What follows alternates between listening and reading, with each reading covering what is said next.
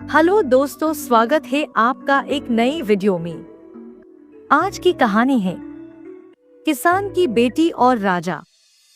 भूमिका। किसी समय की बात है। एक छोटे से गांव में एक गरीब किसान रहता था। उसकी एक ही संतान थी, एक सुंदर, बुद्धिमान और साहसी बेटी, जिसका नाम सुहानी था। किसान के पास धन दौलत नहीं थी, लेकिन उसकी बेटी उसका सबसे बड़ा खजाना थी। दूसरी ओर उसी राज्य में एक शक्तिशाली और न्यायप्रिय राजा शासन करता था, जिसका नाम विक्रम था। राजा विक्रम अपनी प्रजा की भलाई के लिए दिन रात मेहनत करता था, लेकिन उसे हमेशा लगता था कि उसे सच्ची खुशी नहीं मिल रही। वह अक्सर वेश बदलकर अपने राज्य में घूमता, ताकि लोगों की सच्चाई को समझ सके। सुहानी की बुद्धिमानी। सुहानी केवल सुंदर ही नहीं थी, बल्कि बहुत बुद्धिमान भी थी। वह बचपन से ही किताबें पढ़ती और अपने पिता से दुनिया की कहानियां सुनती थी। वह जानती थी कि जीवन में सच्ची सफलता केवल धन से नहीं, बल्कि बुद्धि और परिश्रम से मिलती है। गांव के लोग उसकी समझदारी की बहुत सराहना करते थे। एक दिन राजा विक्रम अपने सेवकों के साथ शिकार पर निकला और रास्ता भटक गया। वह एक साधारण से झोपड़ी के पास पहुंचा, जहां सुहानी अपने पिता के साथ रह रही थी। सुहानी ने राजा को पहचान लिया, लेकिन उसने यह जाहिर नहीं किया। उसने राजा और उनके सेवकों को पानी पिलाया और भोजन कराया। राजा ने देखा कि यह लड़की असाधारण रूप से बुद्धिमान थी। उन्होंने सुहानी से कई कठिन प्रश्न पूछे, जिनका उसने सहजता से उत्तर दिया। राजा बहुत प्रभावित हुआ और उसने सुहानी के पिता से पूछा, क्या मैं आपकी बेटी को अपने महल में ले जा सकता हूँ? मैं चाहता हूँ कि वह राजमहल में शिक्षा प्राप्त करे और अपनी बुद्धि का उपयोग राज्य की भलाई के लिए करे। किसान इस प्रस्ताव से हैरान था, लेकिन उसने अपनी बेटी की इच्छा पूछी।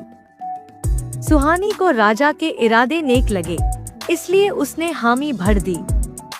महल में सुहानी। महल में आने के बाद सुहानी को विशेष शिक्षकों से शिक्षा दी गई। वह जल्दी ही राजदरबार के सभी मंत्रियों से अधिक ज्ञानी और चतुर बन गई। राजा विक्रम को जब भी किसी कठिन समस्या का सामना करना पड़ता, वह सुहानी से सलाह लेते। धीरे धीरे वह राज्य के प्रशासन में भी सहायता करने लगी। लेकिन हर महल में कुछ ईर्ष्यालु लोग भी होते हैं। राजा के कुछ दरबारी यह सहन नहीं कर पा रहे थे कि एक किसान की बेटी इतनी सम्मानित हो रही थी। उन्होंने सुहानी के खिलाफ षड्यंत्र रचने शुरू कर दिए। षड्यंत्र और परीक्षा। दरबार के कुछ मंत्रियों ने राजा को बहकाने के लिए कहा, महाराज, सुहानी बहुत चतुर अवश्य है, लेकिन क्या आपने कभी उसकी निष्ठा की परीक्षा ली है? वह एक साधारण किसान की बेटी है। कैसे यकीन किया जा सकता है कि वह राज्य के प्रति वफादार है? राजा विक्रम को उनकी बातों पर भरोसा तो नहीं हुआ, लेकिन उन्होंने सुहानी की परीक्षा लेने का निश्चय किया। उन्होंने सुहानी को बुलाकर कहा, मैं चाहता हूँ कि तुम मेरे लिए एक ऐसी वस्तु लाओ जो सबसे कीमती भी हो और सबसे सस्ती भी। सुहानी ने मुस्कुराते हुए उत्तर दिया, महाराज, मैं कल इस प्रश्न का उत्तर दूंगी। अगले दिन वह एक कटोरी में नमक लेकर आई और राजा को दिया। राजा ने आश्चर्य से पूछा, यह क्या है? सुहानी ने उत्तर दिया, महाराज, नमक सबसे सस्ता भी है और सबसे कीमती भी। जब यह प्रचुर मात्रा में होता है तो कोई इसकी कद्र नहीं करता, लेकिन जब यह नहीं होता तो भोजन बेस्वाद और जीवन अधूरा लगता है। राजा विक्रम सुहानी की बुद्धिमत्ता से अत्यंत प्रभावित हुए। उन्होंने घोषणा की कि सुहानी को महल में सर्वोच्च सम्मान दिया जाएगा। राज्य की रक्षा और सुहानी की बहादुरी। एक दिन पड़ोसी राज्य के राजा ने युद्ध छेड़ दिया। राजा विक्रम को यह चिंता थी कि उनके पास सीमित सैनिक थे, लेकिन सुहानी ने एक चतुर योजना बनाई। उसने गांव वालों को संगठित किया और एक रणनीति बनाई जिससे दुश्मन सेना को पराजित किया जा सके। सुहानी की योजना के अनुसार गांव वालों ने पहाड़ियों के ऊपर से पत्थर गिराए और जंगल में आग लगा दी, जिससे दुश्मन सेना भ्रमित हो गई। राजा विक्रम और उनकी सेना ने इस अवसर का लाभ उठाकर युद्ध जीत लिया।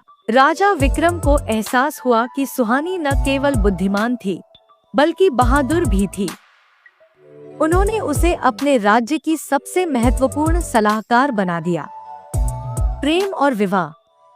राजा विक्रम को कब सुहानी से प्रेम हो गया, यह उन्हें खुद भी पता नहीं चला, लेकिन उन्हें संकोच था कि क्या सुहानी भी उनसे विवाह करना चाहेगी। एक दिन उन्होंने सुहानी से पूछा, यदि तुम्हें किसी व्यक्ति से विवाह करने का अवसर मिले तो तुम किसे चुनोगी? सुहानी मुस्कुराई और उत्तर दिया, मैं उसी से विवाह करूंगी जो मेरी बुद्धि और सम्मान का आदर करे, न कि केवल मेरी सुंदरता का। राजा विक्रम ने कहा, क्या मैं उस व्यक्ति के योग्य हूँ?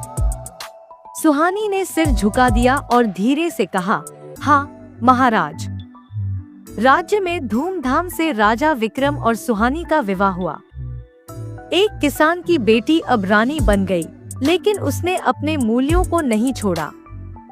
उपसंहार। सुहानी ने हमेशा राज्य की भलाई के लिए कार्य किया। उसने गांवों में शिक्षा, कृषि और महिला सशक्तिकरण के लिए अनेक योजनाएं बनाई।